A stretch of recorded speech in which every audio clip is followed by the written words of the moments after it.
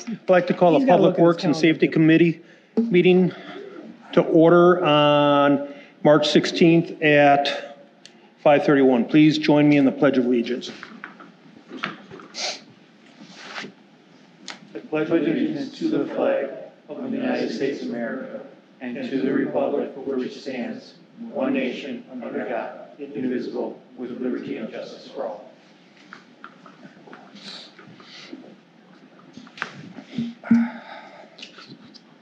Roll call.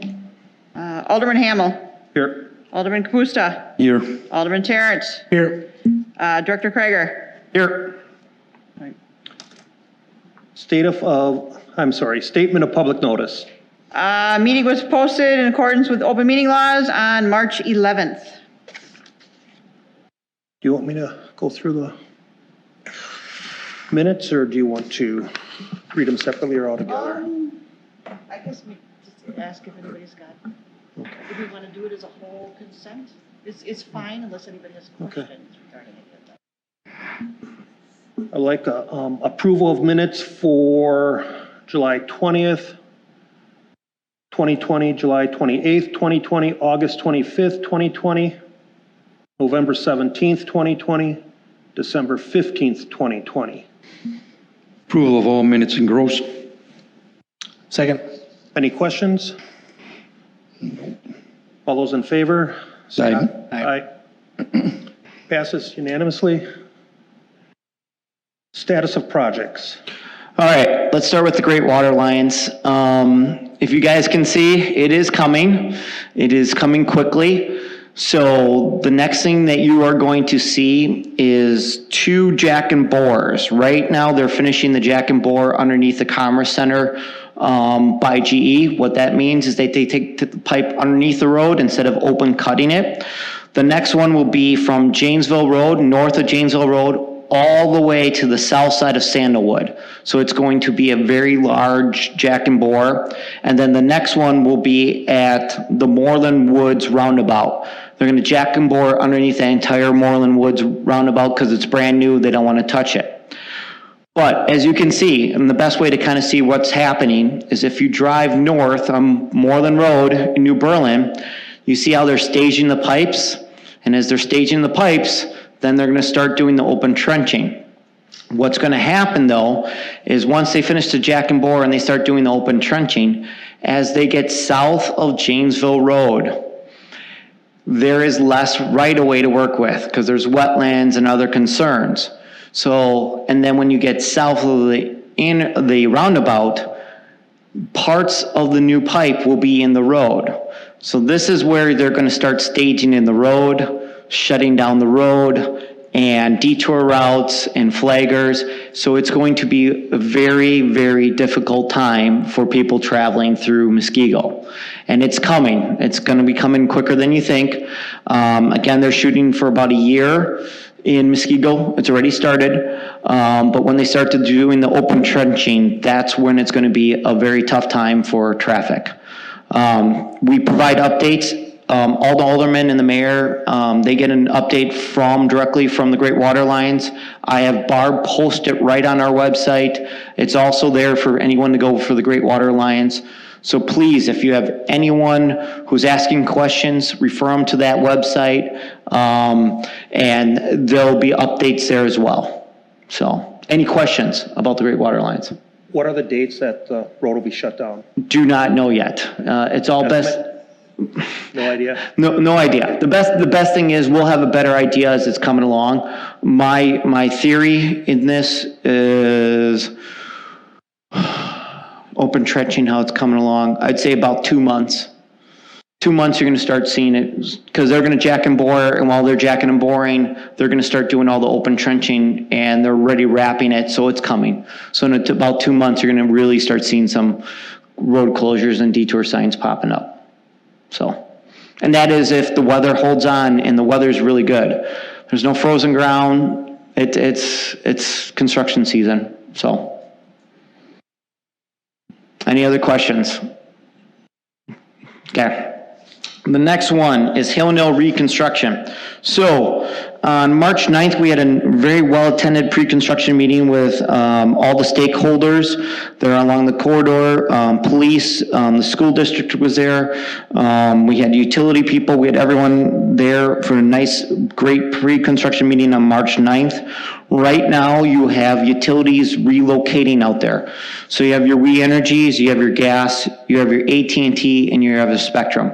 They're all getting out of the way so that when the major road work starts, which is around May 1st to May 10th, that's when you'll start seeing detour signs going up, and you'll start seeing the major road work being torn up there, okay? Also, the school district is planning around May 1st to do a new traffic pattern for drop-off and pickup of the school. We got to try to get them off Hillandale Road. That will be worked out with them. They'll be providing that to all their, the people that are on their email, but be prepared for that one. The contractor has already provided a handwritten letter, or not a handwritten letter, but handed letter to all the residents along Hillandale. And I know they have gotten it because I've gotten several calls from them saying this is the contact guy, which is great. The more communication that I get, it's better for them. One person actually said, I feel like you're communicating too much, which is the first time I've ever heard someone say that, but I'd rather have someone say that to me than no communication at all. So I feel like a lot of the residents know that it's coming. They have the contact information for Super Western, the contractor. They have already given calls to them, and they have given calls to me, which is great. The next thing that we are getting is shop drawing submittals, which is good. That's just them getting ready for to start constructing the work.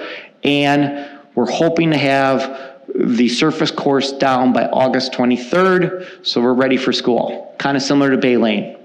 So, any questions about Hillandale? Website, you know, we're updating with everything. As soon as I get the latest construction schedule, I'll get it up there as well. So. Thank you. Okay. Unfinished business. All right, moving along, unfinished business. First one, request for no parking signs on Lot Crest Boulevard. So, this is the one that was requested right by our lake access point.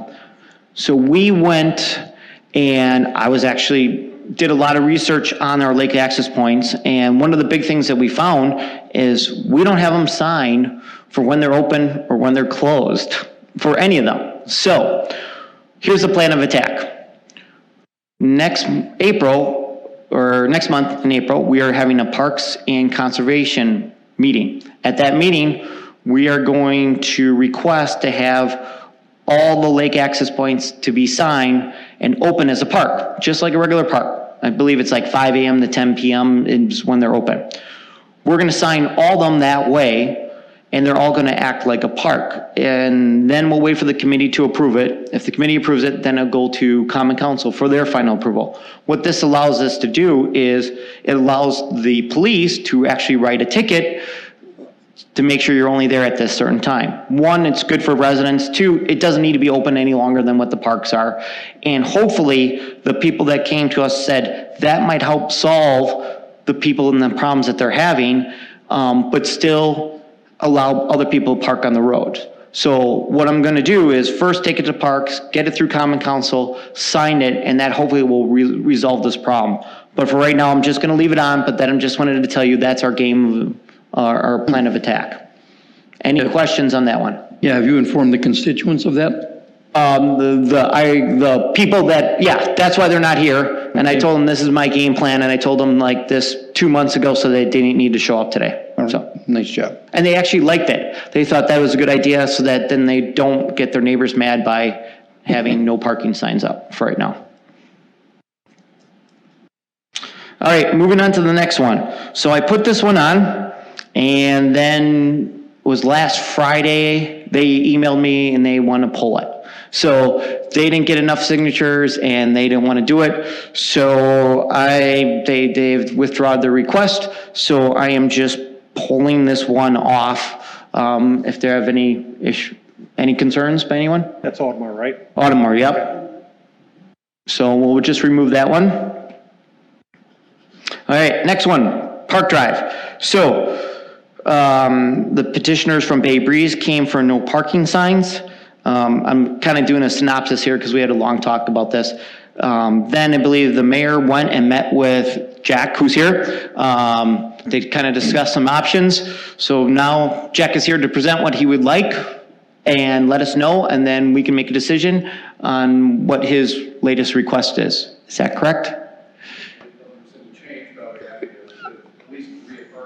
Okay. I know what we had talked about to see if the committee is Open. Yeah. Yep. so my name's Jack. Oh, can you turn the mic on? It's, see that on? Yep. There you go. Okay, so my name is Jack Belkey, and I'm with the Bay Breeze Homeowners Association. I came here a couple of times now, so this is round 3. So after the mayor came and met, and we had our last meeting, I don't know if there was a consensus, but there was a discussion about, rather than a no parking sign 24 hours a day, there was talk about one that would go from 10 p.m. till 6 a.m. And that might mitigate some of the issues we've had with people, kids parking there and going down to our beach and roaming around the property. And I thought that that would be a fair, at least give and take in the situation. The second part was there was a light that had been, I don't know if, you do one at a time or the other, but there was a light across the street that the mayor and I had talked about. And I heard that there was maybe a potential solution to that as well, so. Okay, I'll do them in partitions. The request for the parking is the one that's no parking. Correct. And it's just for the property of Bay Breeze along the west side of Park Drive. Correct. Okay, I just want to make sure that everyone understands where the. And not all the way to the street corner, just from where our Harbor Circle annex comes in to the next person's property, which is about maybe 200 feet. And that's to the north. Correct. Okay. The light pole, just to let everyone know, we're checking into it. I'm trying to figure out what the cost would be to put a light pole at that location. So we're just working on that. So light pole's off the issue. Don't worry, I'm trying to work on it. If I have to bring it back, I'll let you guys know. But I'm looking at that. But it's up to you guys. This is the kind of compromise for you guys to kind of talk about and make a decision. What time does it seem to be the most issue during the evening? Does it start around 10 or is it a little bit later? We have had homeowners find kids swimming there anywhere from 10 p.m. to about 4 a.m. Once it starts getting light in the summertime, then they seem to bail out of there. But we've got a nice little beach area there that people seem to flock to, especially during COVID, and even sometimes before that. Part of the concern of the constituents is that if it's that easy to get through to go to the beach, would we eventually have some issues there with some theft and some property damage, things like that? As much as safety issues as anything else. I guess my concern is, do you think it'll resolve the problem, or do you think they'll just park farther away and walk further? There's really not, if you look at the logistics of it, they would have to walk pretty far in order to do this. It's really convenient right now to do that, hop over our berm, and you're basically right there. By moving it down closer to where they would be parking, almost on the Janesville Road, that would be probably a 3-block walk at that point. There's really no place, if you look at homeowners on the T that where Park Avenue goes, there's really no place for them to park over there, so that's not an issue. It would I think it would deter the high school kids or anybody who shouldn't be there. Give the police an opportunity to patrol the area too and know if somebody's meant to be there or not. Yeah, because I guess it's a good compromise, but I guess I don't know if it's a solution to the problem. But I guess we wouldn't know until we try it. I guess if it resolves the problem, I think it's a good compromise. Otherwise, it's effort and futility if it doesn't do anything with that. I guess I'd be the first one to say if we have every occurrence is the same issues we had last year, I'll come back and tell you, go ahead and take them down. Yeah, because I hate to see the people on the east side be inconvenienced at all. if they're having people over, but, 10 to 6, I think is, a reasonable compromise on that. Yes, yep, come on up. I don't struggle much with the 10 to 6, but when this was all going on last summer, we were never contacted, and okay, if kids are going to be willing to trespass, are they going to care that it's no parking? Yeah. I don't know that that's the case. I think what needs to be done is that if they do trespass, we need to get there and kick them out or cite them, whatever you prefer to do. And then, the word's going to spread and they're going to stop coming. So I don't know that the no parking signs are necessary as much as we need to let them know they're not welcome there. So I don't know if you'd want to try that first, and then if that, isn't working, if they're still coming to do the no parking or whatever. But I don't know that the no parking is going to solve the issue. I think what they're going to need to do is have contact with us where we tell them you either leave and if you're back here again, you get cited, or if you have signs up that they're not welcome there, then we just cite them right away. So that's just my thought on that. No, I think that's a very good point. Are there, hot mic, are there private property no trespassing signs anywhere over there in that area yet? Yeah, the whole area is, So when they're coming over that berm, they're going to see, hey, you shouldn't be on here. right. Okay. I mean, my thought too is that if a kid's willing to trespass, you're going to put up a sign over a 200-foot stretch. They're going to park in front of somebody's house, or they won't care, right? I mean, it's not. There's really not the availability on that particular stretch. There's nearly no other place.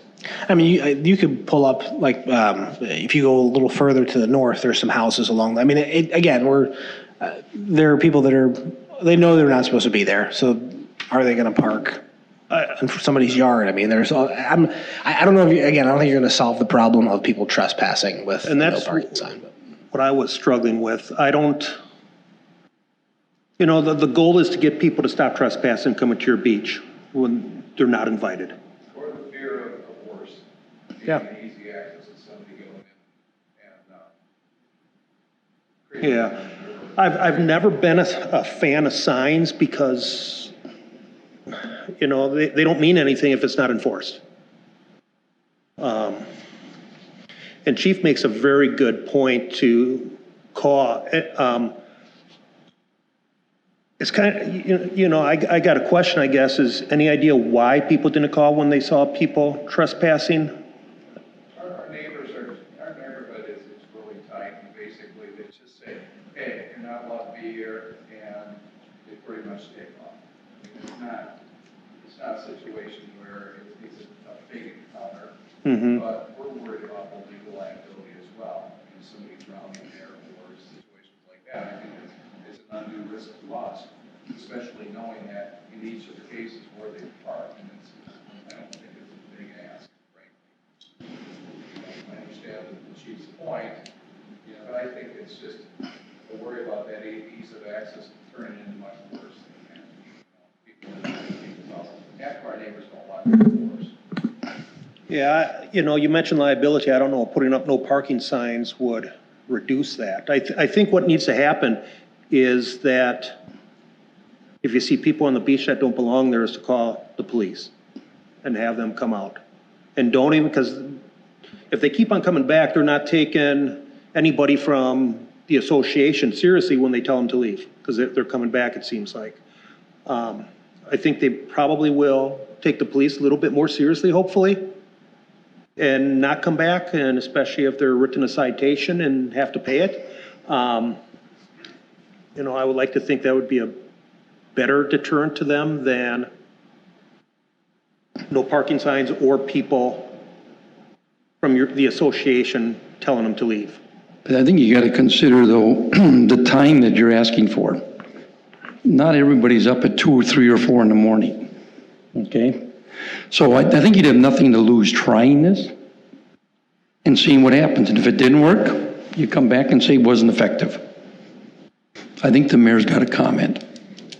State your name and address, please. If you have no parking up there and there's cars parked there and a squad happens going on Janesville, he sees kids parked there that aren't supposed to be there, so it gives them a reason to go look. If the kids are over the hill on the beach and their cars, they park somewhere else, or if it isn't no parking, there's nothing to investigate unless somebody calls. It just gives them one more red flag, and I don't think it takes away from the neighborhood. It's Really doesn't, between 10 and 6 a.m. Unless there's somebody that regularly uses that part of the street for night parking, which I'm guessing they don't. Maybe if they do, we'll find out soon enough. But it just gives another point of, hey, that doesn't look right to a cop that's driving by. Right. Okay.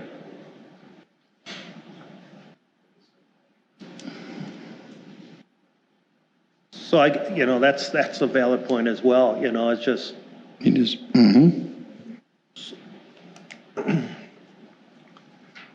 so I guess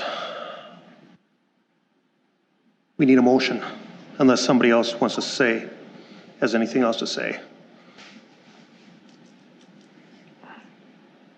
Are you recusing yourself on this? Just because you. The mayor has asked me to, and I've refused in the past, but apparently I will, yes. Okay.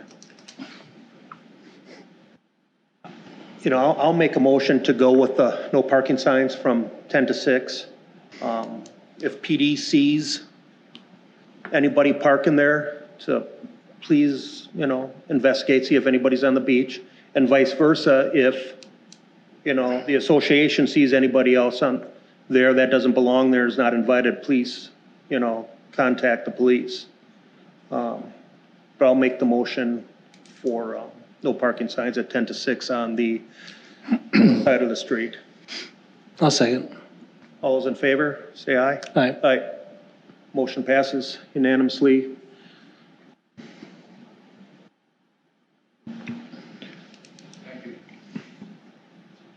One thing, just remember, I will get this to Common Council on March 23rd, because we got to get it passed by them, because that allows them, the police officers, to write tickets. So I will take it March 23rd, and then once they give the approval, then I can get signs up. So. Can you include just kind of the discussions we had about potentially checking back in, and if we find it's not working, potentially just kind of to revisit it? I know that was sort of the discussion that. If anyone complains, usually they'll call the city. We'll keep a note. I'll let you know if there's any complaints or anything like that, but they'll let us know pretty quick. And you know what though, when you're really gonna find it, it's gonna be not now, it's gonna be when summertime, and you got people getting parties and maybe a graduation party and stuff like that. The weather's warm. Right now it's just too cold, nothing's really going on, so, yeah. We'll know if there's an issue. And I think to be fair too, I think with the police department, if it looks like it's one of the neighbor's cars across the street, you're gonna run up to the background on it anyway, I would assume, right? See whose car it is, and it looks like it's registered on Park Avenue. Maybe you just put a point there, you don't even just let it go. It's more the people that aren't even registered anywhere near here, I think that become the issue. Welcome. All right, next one, new business. A request for no parking signs on Oak Grove Drive. The person asked about putting no parking signs. She is having trouble getting her trailer in and out. So just to kind of give you an idea of what Oak Grove Drive is you first come in that first portion where we do have no parking signs. That's two-way traffic there. And that was done because Lions Park is right there. Once you get past that first area where we have signs, it is a one-lane loop around, and it is tight. I'm just letting you know. Now, there is 2 no parking signs located on the power poles near the lake access. These are not the city of Muskego signs. They will be coming down rather quickly. We just can't have people putting up signs anywhere. So, the request is to put a pair of no parking signs. This person never gave an address, and I thought she was going to be here and has not come. I emailed her as well. So it's up to you guys on what you want to do, but there's no one here for the request. I can't even tell you where they go because I never got an address for her where she lives. I think she's living on the kind of left side of the loop kind of the west side of the loop, and there's 2 power poles there, and she wanted kind of no parking signs similar to what the gentleman, whoever put up the no parking signs that are illegal already, so. How many one-way signs are there? We increased that. What happened is there's a one-way sign up so that people could see that it's one-way. Once that it was raised up and we could easily do that, we do have the one-way signs out there. I've never had a problem with people just going down one way around the loop. Most people know what it is because you're only going down there if you really live down there. But we did raise one. If you see when you come in, there's a triangle. Cars, this little triangle is like the only place they'll really park down there. And it kind of blocks this one-way sign. So the DPW guys just raised it. So if any cars are parked there, you can always see it's one way and they can direct you around. So we were able to just to do that real quickly. But Can we reach out to her and put this off for another meeting? I can, whatever you guys wanted me to do. Yeah, let's find out. You guys So make you're a making a motion. motion to defer? I'm making a motion to bring this back to our next meeting and to reach out to this individual. I'll second. All those in favor, say aye. Aye. Aye. Motion passes unanimously. All right, next one, Glenna Muskego Lakes Public Improvements Approval. So, if you go down, this is the big one. This is the John Whalen, similar to Pelman Farms. It's down there off of Loomis Road. You probably start seeing already clearing and grubbing beginning to happen. It's right adjacent to the Muskego Lakes Country Club. It's a big development. There's going to be public roads, public water, public storm sewer, and public sanitary. They're at a point now we can do requests to just kind of like get this through. Again, it's always contingent because we always find something in the field or something that changes at the last second. But this is just our next step of getting the public approval through the Public Works and Safety Committee. Any questions on it? You can see the loop there. The biggest public road is just the one coming in with the cul-de-sac. All the interior roads are private roads, just to let everyone know. So. Just to kind of give you an idea of size, I believe Pelman Farms was in the 34, mid-30s. I think this will be an 80-unit place. So it's twice the size for sure. At least. Did you need a motion on this? Yep. Move to approve? Second. All those in favor, say aye. Aye. Aye. Passes unanimously. The next one, Will Rose Apartments Phase 2. So as you can see, Will Rose is out there on Janesville Road. This is their Phase 2 of their apartment plans. A lot of the infrastructure already has kind of gone in already for it. I'll wait until when he gets the plan set up. It's not moving, it's too big. Is it? It's slowly. Trying. It's taking its time. So basically, it's going to be a very similar apartment complex as the one that you see out there, just closer east down the way. You can see where the road dead ends already that's out there. But this is just their next phase. Most of the infrastructure is in already, just a little bit of the water main loop around the second building. As I said, the Glenna Muskego Lakes is a big plan set, and I cut it down for you guys too, just to let you know. Okay, we're getting closer. Yep. All right. Yeah, there you go. That's a good picture. That one? Yep. So you can see where Phase 2 is. You come off the road, the farmhouse is down, and the next building will be closer to the condominiums to the east there. So that would be their next building, Phase 2. So similar to Glenna Muskego, just looking for plans approval for that. Any questions though about that one? Any questions? No. Is there a motion? I'll make a motion. Second. All those in favor, signify by saying aye. Aye. Motion passes unanimously. Any new business placed on file? Doesn't look like it. I do have one comment. So, April 16th, is that it? The next meeting? Okay, so April 16th, there's a common council meeting at 6 o'clock here. Oh, is that canceled? Okay. Okay, April 13th. April 13th. Is that one canceled? Okay, so that one got canceled, so we're good. We're having the Public Works meeting, still planned for that day at 5:30. At one point, we thought it was gonna be at 6, but it's got canceled, so we're still having the Public Works meeting at 5:30 that day. We're all set. Anything else? Is there a motion to adjourn? I'll make a motion to adjourn. Second. Those in favor, say aye. All right. We are adjourned. Thank you.